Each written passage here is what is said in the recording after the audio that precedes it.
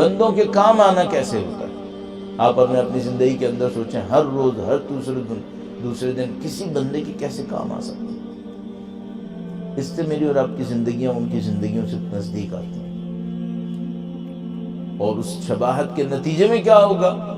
ہدایت نصیب ہوگی، فضیلتیں نصیب ہوں گی، ہماری اور آپ کی زندگی تلف اور بے ہدف گزرنے کے بجائے کسی ہدف پہ گزرے گی۔ اور اگر بہت اچھے ہوئے تو کیا ہوگا؟ خدا شاید ہمیں شہادتوں کے لیے انتخاب کر لے،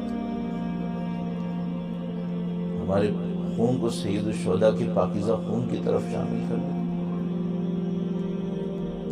اگر کوئی آپ سے کہنا کہ خدا تمہیں پسند کرے گا تو یہ ہوگا کہ تمہارے سارے غم دور ہو جائیں گے، تمہاری ساری مشکلیں ختم ہو جائیں گی، تو میں کہوں گا یہ بالکل دھوکہ ہے۔ اگر خدا کسی کو پسند کرتا ہے تو کیا ہوتا ہے؟ یہ نہیں کرتا کہ اسے کوئی مشکل نہیں آتی، نہیں، اس کو مشکلوں میں ڈالتا ہے، اس کو سختیوں میں ڈالتا ہے، لیکن سید الشہداء کی طرح صبر نصیب کرتا ہے، مقاومت نصیب کرتا ہے، استقامت نصیب کرتا ہے۔ خاندان عصمت و طہارت پہ کم مشکلات آئیں گی۔ اگر اللہ کے قرب کا نتیجہ مشکلات نہ ہونا ہوتا تو سیدہ کے گھر پہ کوئی مشکل نہیں آنی چاہیے تھی۔ اس سے زیادہ قریب کس کا گھر تھا؟ بھئی آپ اور میں جذبات سے ہٹ کر میں آپ کی خدمت میں ایک سوال کروں گا، روئے زمین کے اوپر آدم سے لے کے قیامت تک اور قیامت کے بعد تک اگر اس زمین نے باقی رہنا ہے، روئے زمین کے اوپر کوئی گھر سیدہ کے گھر سے زیادہ نورانی کوئی گھر بنا آج تک؟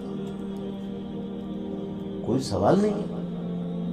اور جذباتی باتیں نہیں ہیں، عمل کے اندر تک اس کو فلسفے کے اندر رہتے ہوئے کوئی گھر ہے جو ایسا گھر؟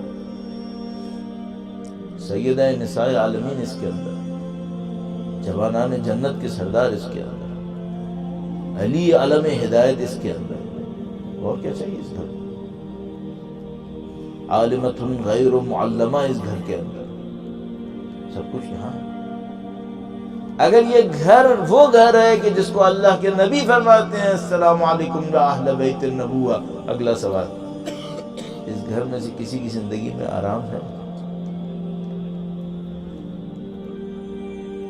مرد سارے شہید ہوئے ہیں، مرد سب شہید ہوئے، اور خواتین اہل قربانی ہیں، خواتین نے ایثار کیا۔ تو اگر میں اور آپ خدا تعالی کے چاہنے والے ہوئے اور خدا بھی ہمارا چاہنے والا ہوا تو ہمیں خاندان عصمت سے ملحق کرے گا، ان کی شہادتوں کے لیے، ان کی قربانیوں کے لیے، ان سے ایثار کے لیے۔ اور الحمدللہ رب العالمین، کیا خوب موت ہو جو ان کی راہ میں آئے۔ اس خاندان نے بڑی مصیبتیں دیکھی، بڑے مسائل تھے۔ اگر بس چند جملے مسائل کے آپ کی خدمت میں عرض کروں۔ صبر انسان کی ایک بڑی صفت ہے۔ خدا متعال ائمہ کے اندر صبر دیکھتا ہے۔ قرآن کریم ارشاد فرماتا ہے بنی اسرائیل کے اندر ہم نے ائمہ قرار دیے، رہنما قرار دیے جو لوگوں کو ہدایت دیتے تھے، لما صبروا، چونکہ یہ اہل صبر تھے، چونکہ صابر تھے، خدا متعال نے ان کو ہادی و رہنما بنایا۔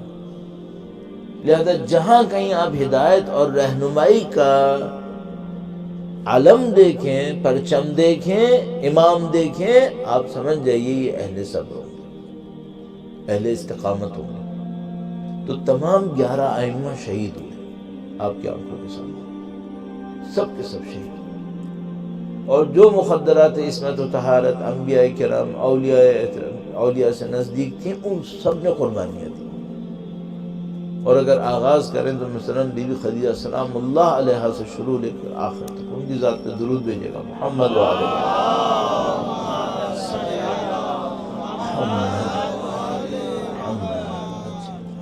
لیکن عزیزان محترم، اہل صبر ہونا ایک بات ہے، اور دل کے اندر جذبات ہونا، نرم دل ہونا ایک اور عنصر ہے۔ سید الشہداء شہادت کی وجہ سے سید الشہداء کہلائے، شہداء کے سردار، اور مولا چوتھے امام سید صابرین کہلائے۔ لیکن حقیقت یہ ہے کہ ہر امام سید صابرین ہے، ہر امام سید الشہداء ہے۔